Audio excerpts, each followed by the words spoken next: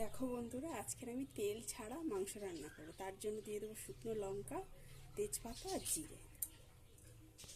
এটা আমাদের ভাজা হয়ে গেছে। এবার দিয়ে দেবো পেঁয়াজ। এবারে দিয়ে দেবো টমেটো। আমি কিন্তু কোনো তেল ব্যবহার করছি না, পুরোপুরি তেল ছাড়া রান্না। দেবো অল্প একটু লবণ, দেবো আদা রসুন বাটা,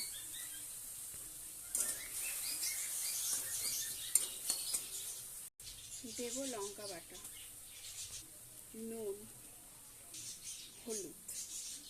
এবারে মশলাগুলোকে ভালো করে ভেজে নেব। মশলাগুলো ভাজা হয়ে গেছে, এবারে মাংসটাকে দিয়ে দেবো।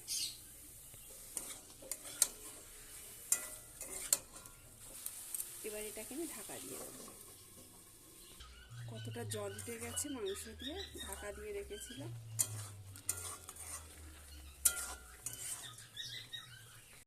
এবারে দিয়ে দেবো জল। তরকারিটা ফুটে গেছে, এবার এটাকে ঢাকা দিয়ে দেবো। দেবো গরম মশলা বাটা। এবারে দিয়ে দেবো ধনেপাতা কুচি। এটা আমাদের হয়ে গেছে। গ্যাসটাকে অফ করে দেবো, নামিয়ে নেবো।